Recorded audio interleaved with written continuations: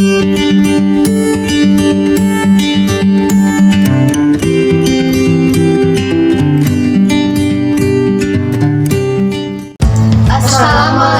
warahmatullahi wabarakatuh. Kami dari kelompok 1, kelas 19 3B 28. Perkenalkan, nama saya Syifa Niyasana Muazzara. Saya Saranda Mayaki Anuka. Saya Pina Mulisani. Saya Sylvia Islamiati. Akan mempresentasikan hasil penelitian kami tentang analisis sistem informasi penerimaan mahasiswa baru di Universitas Bina Sarana Informatika. Selamat menyaksikan. Untuk agenda yang pertama ada pengertian penerimaan mahasiswa baru.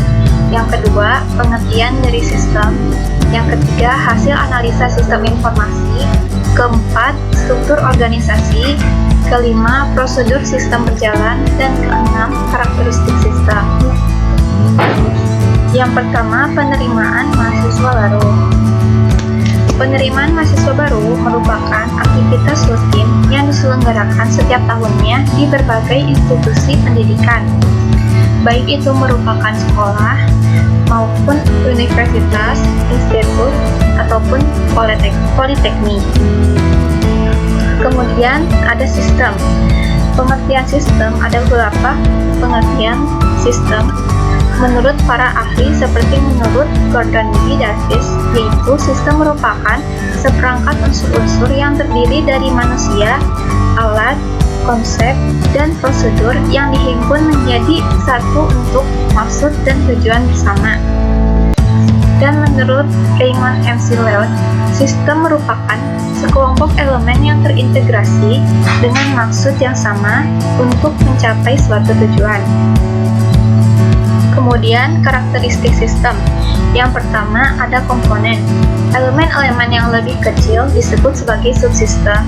Kemudian, elemen-elemen yang lebih besar disebut sebagai suprasistem. Kemudian, yang kedua, boundary atau batasan sistem. Batasan sistem merupakan daerah yang membatasi antara suatu sistem dengan sistem yang lainnya atau dengan lingkungan luarnya. Kemudian, yang ketiga, environment atau lingkungan luar sistem. Lingkungan luar sistem adalah apapun yang di luar batas dari sistem yang mempengaruhi operasi sistem. Kemudian ada interface atau penghubung sistem. Penghubung merupakan media perantara antar subsistem. Melalui penghubung ini memungkinkan sumber-sumber daya mengalir dari satu sistem ke subsistem lainnya. Kemudian ada input atau masukan. Input adalah energi yang dimasukkan ke dalam suatu sistem. Masukan dari sistem ini dapat berupa maintenance, input, dan sinyal input. Kemudian ada output atau keluaran. Output adalah hasil dari energi yang diolah dan diklasifikasikan menjadi keluaran yang berguna dan sisa pembuangan. Kemudian ada proses atau pengolahan sistem. Suatu sistem dapat mempunyai suatu bagian pengolah atau sistem itu sendiri sebagai pengolahnya. Pengolah yang akan merubah masukan menjadi keluaran.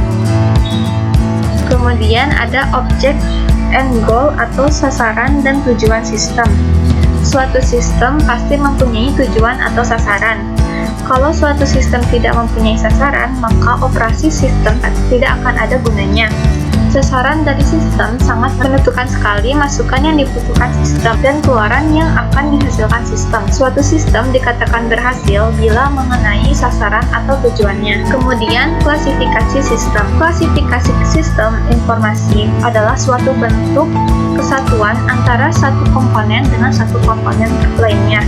Karena tujuan dari sistem tersebut memiliki akhir tujuan yang berbeda untuk setiap perkara atau kasus yang terjadi dalam setiap sistem tersebut. Klasifikasi sistem terdapat sistem yang abstrak dan sistem fisik. Sistem abstrak merupakan sistem yang berupa suatu konsep atau gagasan, atau sistem yang berupa suatu ide-ide atau suatu pemikiran yang bersifat non-fisik, yaitu tidak terlihat secara fisik. Sedangkan sistem fisik merupakan sistem yang terlihat secara fisik. Kedua, ada sistem deterministik dan sistem probabilistik. Sistem deterministik merupakan suatu sistem yang bergerak atau beroperasi dengan cara yang dapat diperkirakan secara tepat dan dapat mengetahui interaksi yang terjadi pada setiap bagian-bagiannya. Kemudian, sistem probabilistik merupakan suatu sistem yang tidak dapat memperkirakan hasil akhirnya atau kondisi masa depannya secara tepat karena memiliki unsur probabilitas atau kemungkinan. Kemudian ada sistem terbuka dan sistem tertutup. Sistem terbuka merupakan sistem yang berhubungan dan mendapatkan pengaruh dari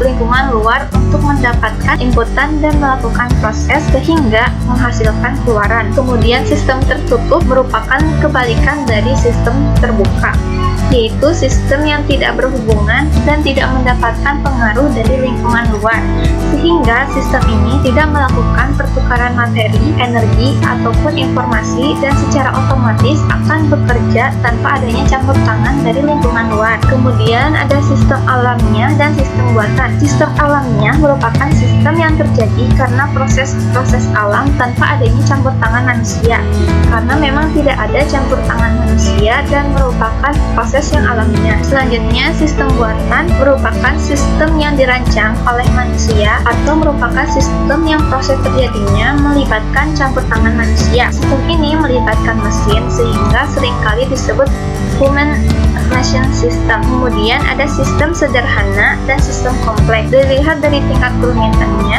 sistem juga dapat dibagi menjadi sistem sederhana dan sistem kompleks. Contoh dari sistem sederhana yaitu sistem yang ada pada sepeda, sedangkan contoh dari sistem yang kompleks adalah yang terjadi pada otak manusia. Kemudian ada definisi dari sistem informasi, yaitu sistem informasi merupakan suatu sistem dalam suatu organisasi yang mempertemukan kebutuhan pengolahan transaksi harian, mendukung operasi yang bersifat manajerial, dan kegiatan strategi dari suatu organisasi dan pihak luar tertentu dengan laporan yang diperlukan. Kemudian definisi dari manajemen menurut The Social Science, manajemen adalah suatu proses dengan mana pelaksanaan suatu tujuan tertentu diselenggarakan dan diawasi. Sedangkan menurut Manulang, manajemen adalah seni dan ilmu perencanaan, pengorganisasian, penyusunan, pengarahan, dan pengawasan sumber daya untuk mencapai tujuan yang sudah ditetapkan. Kemudian ada sistem informasi manajemen. Menurut Gordon B. Davis, sistem informasi manajemen adalah sistem manusia atau mesin yang menyediakan informasi untuk mendukung operasi manajemen dan fungsi pengambilan keputusan dari suatu organisasi. Sedangkan menurut George M. Scott adalah kumpulan dari interaksi sistem informasi yang menyediakan informasi baik untuk kebutuhan manajerial maupun kebutuhan operasi. Kemudian ada organisasi. Definisi dari organisasi adalah suatu sistem perilaku orang-orang yang saling berinteraksi dalam melakukan pekerjaan atau tugas. Definisi struktur organisasi adalah kerangka dan susunan perwujudan pola tetap hubungan-hubungan di antara fungsi-fungsi. Struktur organisasi terdiri dari organisasi lini yang merupakan hubungan antara pimpinan dan bawahan masih bersifat langsung melalui satu garis wewenang. Jumlah karyawannya sedikit, pucuk pimpinan biasanya pemilik perusahaan, organisasinya kecil.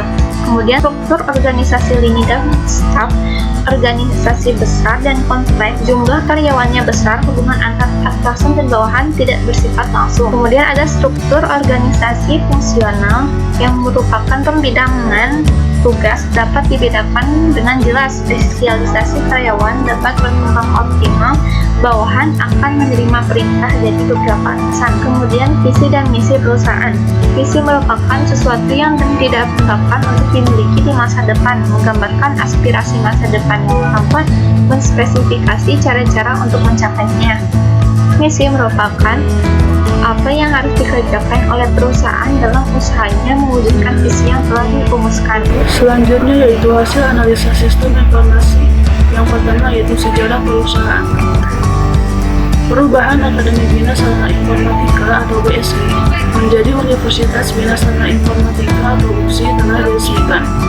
Penyerahan surat keputusan perubahan Akademi BSI menjadi Universitas Bina Sarana Informatika atau UBSI ini berlangsung berlangsung di BSI Convention Center, Jalan Raya Kaliabang, Nomor 8, Perwira, Bekasi Utara, Bekasi, Jawa Barat. Surat keputusan tersebut diserahkan langsung oleh Sekretaris Jenderal Kementerian Riset, Teknologi, dan Pendidikan Tinggi Profesor Ainun Naim, PhD, MBA, kepada pengurus Yayasan Bina Sarana Informatika Efriadi Salim yang didampingi Direktur BSI Naba Haji Nata Saputro. Tentunya perkembangan tersebut membuat BSI menjadi salah satu perguruan tinggi terbesar.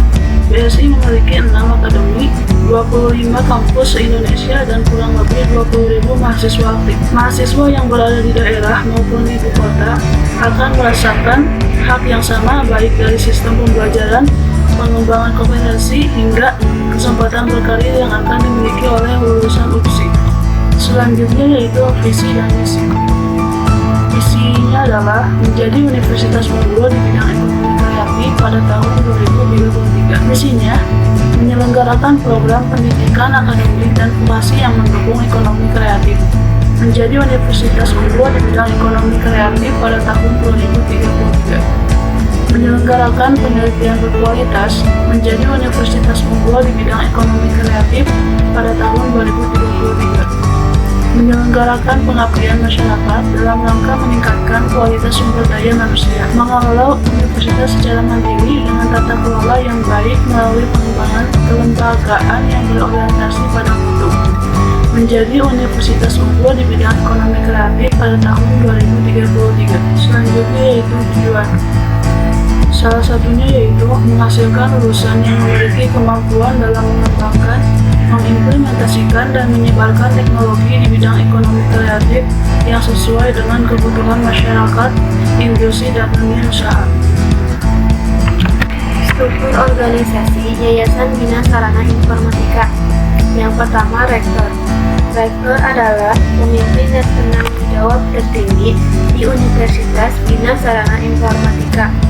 Yang kedua ada Wakil Rektor 1 bidang akademik, yaitu berfungsi membantu rektor dalam pelaksanaan kegiatan pendidikan dan pengajaran, penelitian, dan pengabdian kepada masyarakat, serta program kerjasama dengan instansi pemerintah, swasta, dan masyarakat. Lalu yang ketiga ada Wakil Rektor 2 bidang non-akademik, berfungsi membantu rektor dalam memimpin pelaksanaan kegiatan bidang non-akademik, meliputi bidang kemahasiswaan, alumni, dan kerjasama bidang non-akademik, yang selanjutnya disebut Wakil Rektor 2 bidang non-akademik. Lalu ada dosen.